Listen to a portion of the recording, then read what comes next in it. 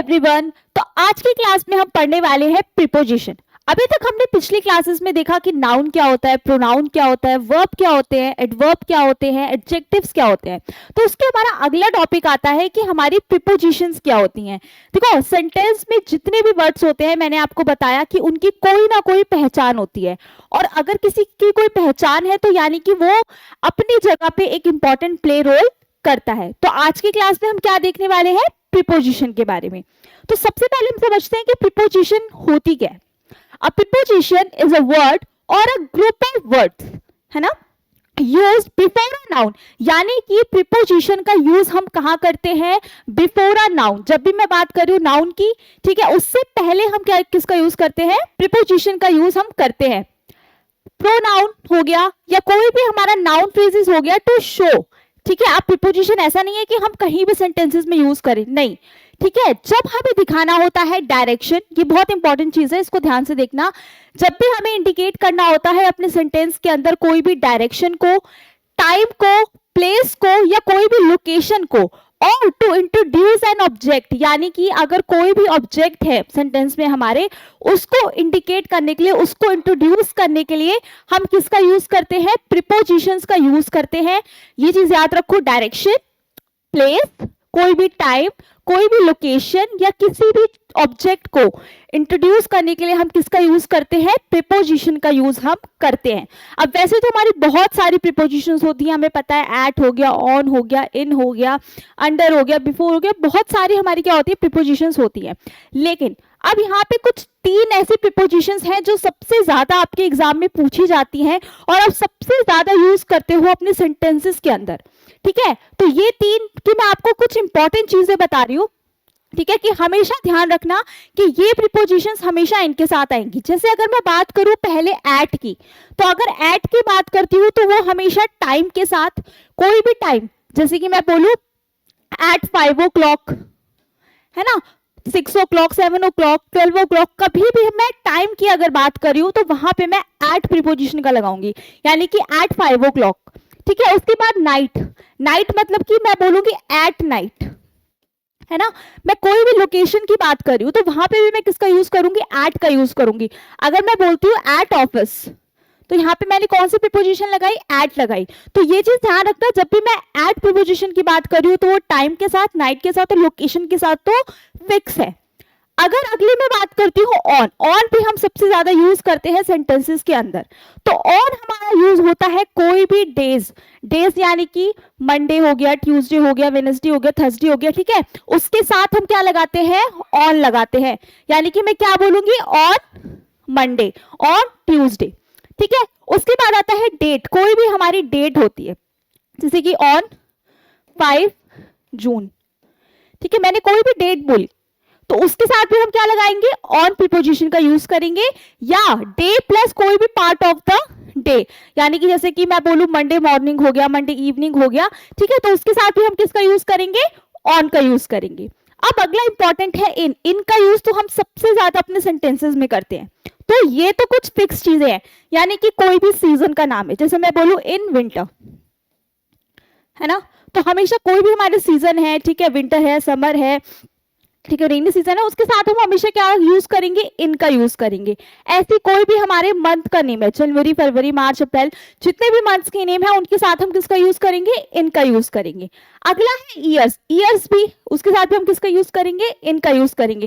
जैसे कि मैं बोलूं इन 1999, ठीक है, इन 2000, तो उनके साथ भी हम किसका यूज करेंगे, इनका यूज करेंगे। और मॉर्निंग, आफ्टरनून और इवनिंग के साथ भी हम किसका यूज करेंगे, इनका यूज करेंगे। तो ये तो कुछ ऐसी प्रीपोजिशंस हैं जिसको हम हमेशा यूज करते हैं और हमें पता होना चाहिए कि इन चीजों के साथ वो क्या है, फिक्स है।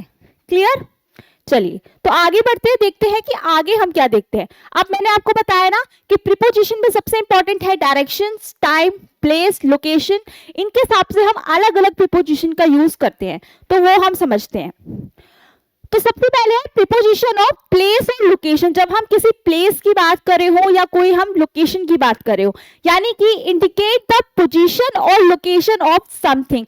जब हम कभी भी किसी चीज की कोई लोकेशन बता रहे हैं या कोई पोजीशन बता रहे हैं तो हम कौन कौन से प्रीपोजिशन का यूज कर सकते हैं, ऑन का, इन का अंडर का, एट का, बिटवीन का और बिहाइंड का, इन प्रीपोजिशन का हम यूज कर सकते हैं। चलो एग्जांपल से समझते हैं।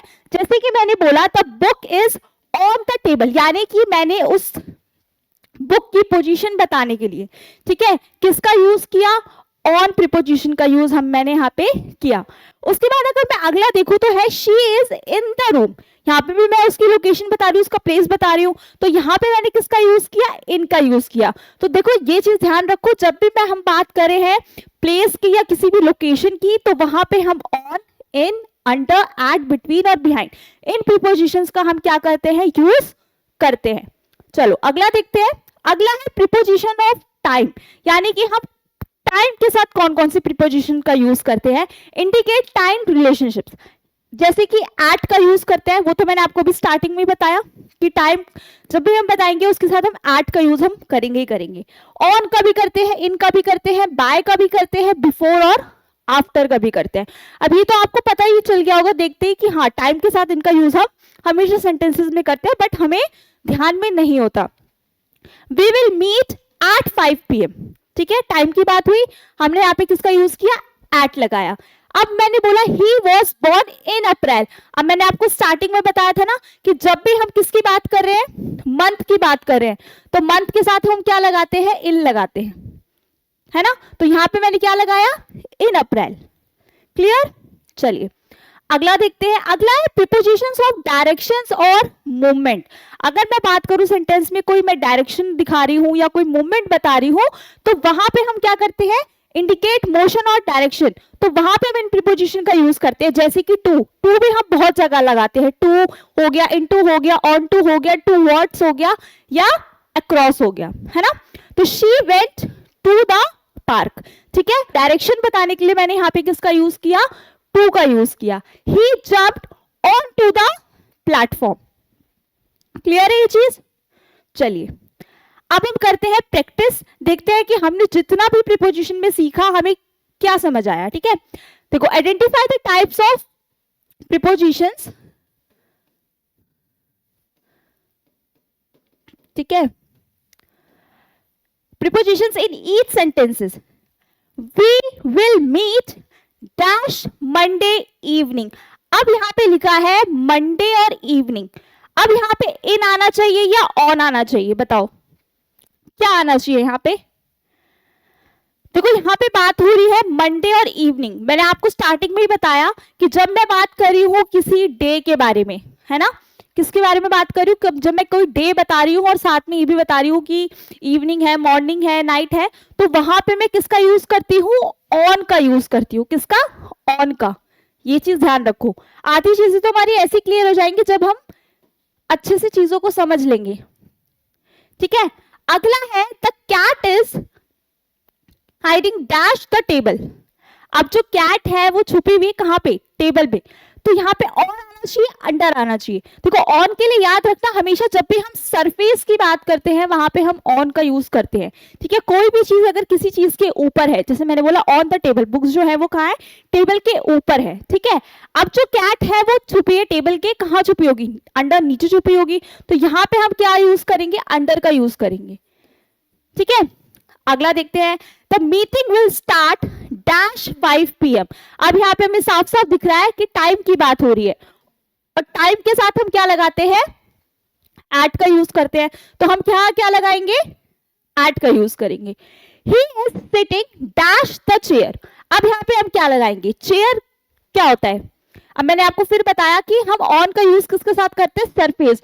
ठीक है, तो चेयर का क्या होता है, एक सरफेस होता है जिसपे हम बैठते हैं। तो यहां पे हम क्या लिखेंगे, he is sitting on the table. ये चीज क्लियर हुई। सेंटेंसेस को अच्छे से देखो, वो क्या कह रहा है उसको पहचानो, उसके बाद अब यहाँ पे प्रीपोजिशन का यूज करो, क्योंकि प्रीपोजिशंस हमारी क्या होती है ना, बहुत सारी होती है, तो हमें कंफ्यूजन होती है कहाँ हम इन लगाएं, ऑन लगाएं। तो इसमें मैंने आपको आज कुछ चीजें बताई जिसको आप हमेशा याद रखना, हमेशा आपके काम आएगी जब भी आप एग्जाम दोगे। ठीक है, तो इन चीजों का आप क्या रखा करो, ध्यान रखा करो। ठीक है, और जिन्होंने पहले की वीडियोस नहीं देखी है तो वो देख सकते हैं, जिसमें मैंने आपको अच्छे से नाउन, प्रोनाउन सब बता रखा है। ठीक है, और आप अपनी इंग्लिश को क्या कर सकते हो, अच्छी और इम्प्रूव कर सकते हो। तो थैंक यू, और सब्सक्राइब करें हमारे चैनल को ऐसी वीडियोस के लिए।